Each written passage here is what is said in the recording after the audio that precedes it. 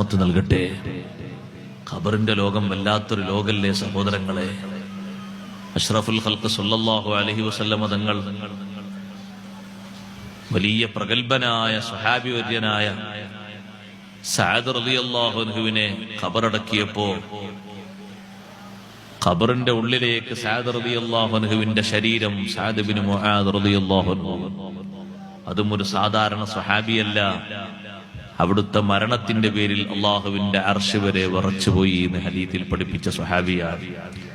ആ മരണം നമ്മൾ മരിച്ചാൽ ആരറിയാൻ? അള്ളാഹുവിന്റെ അർശ് വരെ അറിഞ്ഞുപോയി സഅദ് ഇബ്നു മുആദ് റളിയല്ലാഹു അൻഹുവിന്റെ മരണം.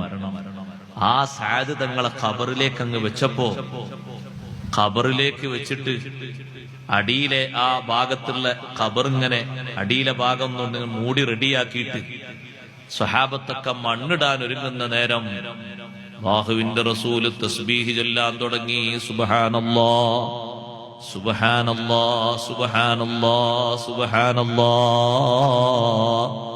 തങ്ങൾ ചൊല്ലിയപ്പോ സ്വഹാബത്തും ചൊല്ലിത്തുടങ്ങി സുബ്ഹാനല്ലാഹ് സുബ്ഹാനല്ലാഹ് സുബ്ഹാനല്ലാഹ്. കുറെ നേരം തസ്ബീഹ് ചൊല്ലി. പിന്നെ തങ്ങൾ തസ്ബീഹ് നിർത്തിയിട്ട് തക്ബീർ ചൊല്ലാൻ തുടങ്ങി. അല്ലാഹു അക്ബർ അല്ലാഹു അക്ബർ അല്ലാഹു അക്ബർ. സ്വഹാബത്തും തക്ബീർ ചൊല്ലി. തക്ബീർ നിർത്തിയപ്പോ അവിടുത്തോട് ചോദിച്ചു, ലിമ സബ്ബഹത ത്വീലൻ സുമ്മ കബ്ബർത ത്വീലാ. നീണ്ട നേരം തസ്ബീഹ് ചൊല്ലിയല്ലോ നബിയേ, പിന്നെ നീണ്ട നേരം തക്ബീറും ചൊല്ലിയല്ലോ. അള്ളാഹുവിന്റെ റസൂല് പറഞ്ഞു, സ്വഹാബാ, സാധാരണ കാണാത്തൊരു കാഴ്ച ഈ ഖബറിന്റെ ഉള്ളിൽ ഞാൻ കണ്ടുപോയി. ലഖദ് തളായഖ അലാ ഹാദൽ അബ്ദി സ്വാലിഹി ഖബ്റുഹു. ഈ നല്ല മനുഷ്യനെ ഖബർ പിടിച്ച് ഇടുക്കിപ്പോയി സ്വഹാബാ. ഖബർ പിടിച്ച് ഇടുക്കിയപ്പോൾ എനിക്കത് സഹിച്ചില്ല. അപ്പോഴാണ് ഞാൻ തസ്ബീഹ് ചൊല്ലിയത്. നിങ്ങളും എന്റെ കൂടെ കുറെ നേരം തസ്ബീഹ് ചൊല്ലിയത്. സഹോദരങ്ങളെ, തസ്ബീഹ് കുറെ നേരം അള്ളാഹുവിനല്ലേ വാഴ്ത്തുന്നത്? പടച്ച റബ്ബിനല്ലാതെ ഈ പിടുത്തം വിടാൻ കഴിയുമോ? ഖബറിന്റെ രണ്ട് ഭിത്തികൾ ഒന്നാകെ അങ്ങ് കൂടിപ്പോയാൽ ചെറിയൊരു കൊതുകിന്റെ കടി സഹിക്കാൻ കഴിയാത്ത ദുർബല ശരീരമല്ലേ നമ്മുടെ ശരീരം. ഒരീച്ചയുടെ കടി സഹിക്കാൻ കഴിയാത്ത ശരീരമല്ലേ നമ്മുടെ ശരീരം. കാണുന്ന ഖബറിന്റെ രണ്ട് ഭിത്തികൾ അങ്ങനെ അങ്ങ് വന്ന് ഇടുക്കിയാൽ നബി സല്ലല്ലാഹു അലൈഹി വസല്ലം തങ്ങൾ എന്താ പരിഹാരം കണ്ടത്? ദിക്ർ തന്നെ പരിഹാരം. സുബ്ഹാനല്ലാഹ് സുബ്ഹാനല്ലാഹ് സുബ്ഹാനല്ലാഹ്. നീണ്ട നേരം തസ്ബീഹ് അങ്ങ് ചൊല്ലിയപ്പോ അതേ ഖബർ പിടുത്തം വിട്ടുപോയി. സഅദ് തങ്ങൾക്ക് ആശ്വാസം കിട്ടിയപ്പോ സന്തോഷം കൊണ്ട് അല്ലാഹു തആലാനെ വാഴ്ത്തിയിട്ട് പറഞ്ഞു, അല്ലാഹു അക്ബർ അല്ലാഹു അക്ബർ അല്ലാഹു അക്ബർ. അതുകൊണ്ട് ഖബർ മൂടിക്കഴിഞ്ഞാൽ പെട്ടെന്ന് തന്നെ പൊടിയും തട്ടി പോകരുത്. കുറച്ചു നേരം അവിടെ നിന്നിട്ട് ഖബറാളിക്ക് ഇസ്തിഗ്ഫാർ ചൊല്ലണം. ഖബറാളിക്ക് വേണ്ടി തസ്ബീഹ് ചൊല്ലണം. സാധാരണ നമ്മൾ ചൊല്ലുന്നതിൽ ഇസ്തിഗ്ഫാറും ഉണ്ട്. അല്ലാഹുമ്മ ഗ്ഫിർ ലഹു വർഹംഹു അല്ലാഹുമ്മ ആമിൻഹു മിൻ കുല്ലിൽ ഫസഇ. പടച്ച റബ്ബേ, ചോദ്യത്തിന്റെ നേരത്ത് നല്ല സ്ഥൈര്യം കൊടുക്കണേ അല്ലാഹ്. ചോദിക്കുന്ന നേരത്ത് നല്ല സ്ഥിരത കിട്ടിയാൽ സഹോദരങ്ങളെ, അത് വലിയൊരു വിജയത്തിന്റെ മാർഗം കൂടിയാണ്. ചോദിക്കുന്ന നേരത്ത് നല്ല സ്ഥിരത കിട്ടാന് നമ്മൾ എന്താ ചെയ്യേണ്ടത് എന്നറിയോ സഹോദരങ്ങളെ? ഈമാനും ഇഖ്ലാസും മുറുകെ പിടിച്ചുകൊണ്ട് നന്നായി ജീവിക്കണം. ഖബറിനെ കുറിച്ചുള്ളൊരു ബോധം എപ്പോഴും നമ്മളെ മനസ്സിൽ വേണം. അതേ ഖബറിന്റെ ഉള്ളിലല്ലേ ചോദ്യം നടക്കുന്നത്. ആ ചോദ്യ നേരത്ത് നല്ല സ്ഥൈര്യം ലഭിക്കാൻ സുബ്ഹാനല്ലാഹ് ഫർളും സുന്നത്തുകളും വീഴ്ച വരുത്താതെ ജീവിതത്തിൽ നിത്യമാക്കണം.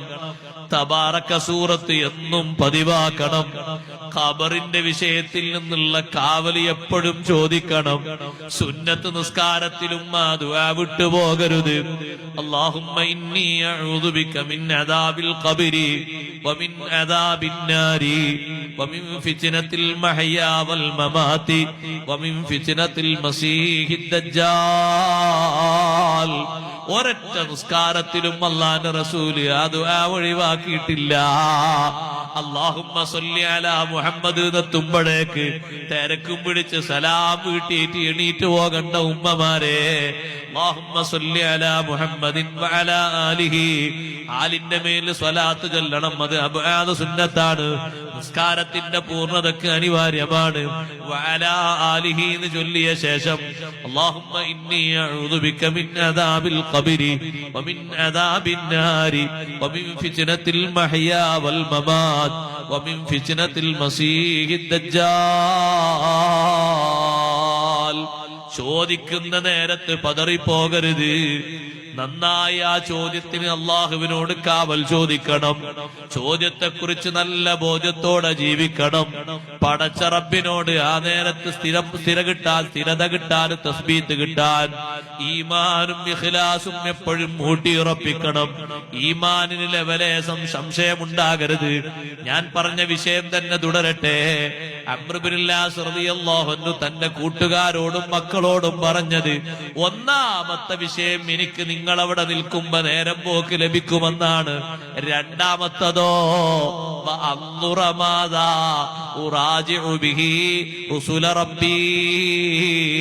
എന്റെ റബ്ബിന്റെ ദൂതന്മാര് ചോദിക്കാൻ വരുന്ന നേരത്ത് എന്തൊക്കെ ഉത്തരം പറയണമെന്ന് നിങ്ങൾ പുറത്തു നിന്നാൽ എനിക്ക് മനസ്സിലാക്കാൻ എളുപ്പമാണ്. അതുകൊണ്ട് പെട്ടെന്ന് പോകരുതേ.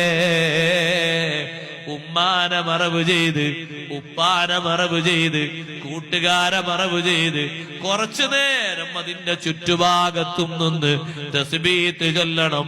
ഒരമണിക്കൂർ നിന്ന് തസ്ബീത്ത് ചൊല്ലാൻ പറ്റുമോ? ഖബറൊക്കെ മൂടിയ ശേഷം, തൽഖീനൊക്കെ കഴിഞ്ഞ ശേഷം തസ്ബീത്ത് തുടരണം. തൽഖീൻ കഴിഞ്ഞിട്ടാണ് തസ്ബീത്ത്. തസ്ബീത്ത് നേരത്തെ തുടങ്ങിയിട്ട് എന്തെങ്കിലുമൊക്കെ കഴിക്കാണ്ടെങ്കിൽ കഴിച്ചാണ്ട് വേഗം സലാമത്താകല്ല വേണ്ടിയത്. തസ്ബീത്ത് ലാസ്റ്റാ, തൽഖീനൊക്കെ കഴിഞ്ഞ ശേഷം. അങ്ങനല്ല തസ്ബീത്ത്, അങ്ങനെയാണ് തസ്ബീത്ത്. തസ്ബീത്ത് ചെല്ലണം. തസ്ബീത്ത് മണ്ണിടുമ്പോഴേക്ക് തുടങ്ങിക്കൊള്ളിന് കുഴപ്പമൊന്നുമില്ല. പക്ഷെ മണ്ണിട്ട് ദുആക്കെ കഴിഞ്ഞതിന്റെ ശേഷവും അവിടെ നിന്നുകൊണ്ട് തസ്ബീത്ത് ചെല്ലണം. ഖബറൊക്കെ ഫുള്ള് മൂടിയ ശേഷമാണ് നബി തങ്ങൾ തസ്ബീത്ത് എല്ലാം വേണ്ടി പറഞ്ഞത്. ഈ തൽഖീന് നിർത്തി കിട്ടാൻ വേണ്ടിയിട്ട് നേരത്തെ ഏതോ ആൾ തുടങ്ങി വെച്ചതാണ് ഈ തസ്ബീത്ത്. അങ്ങനെയല്ല വേണ്ടത് ശരിക്കും. ഞാനൊരു പുതിയതായിട്ട് ഒരു സുന്നത്തമാത്തിന്റെ ആശയം ഒന്ന് കോഴിക്കോട്ട് നിന്ന് എഴുതി കൊണ്ടൊന്നല്ല, അങ്ങനെ തന്നെ ഉള്ളത്. നേരത്തെ തന്നെ ഇമാമിയങ്ങൾ ഉസ്താദന്മാരൊക്കെ പഠിപ്പിച്ച അങ്ങനെ തന്നെ. ചോദ്യം ചോദിക്കപ്പെടുന്ന നേരത്തെ അവിടെ നിന്ന് തസ്ബീത്ത് ചൊല്ലണം, അവിടെ നിൽക്കണം. മുഅ്മിനീങ്ങൾ നിൽക്കുമ്പോ തന്നെ ഖബറാളിക്ക് സന്തോഷാണ് എന്ന് ലോകത്താരാ പഠിപ്പിച്ചത്? അംർ ബിൻ അസ് റളിയല്ലാഹു അൻഹു. അതുകൊണ്ട് തസ്ബീത്തിൽ സന്ദേഹമുണ്ടാകരുത്, തൽഖീനിൽ സന്ദേഹമുണ്ടാകരുത്. സുന്നത്ത് ജമാഅത്തിന് ഒരൊറ്റ കാര്യത്തിലും സംശയം ഉണ്ടാകാൻ പാടില്ല. ഉറച്ച ഈമാനാകണം.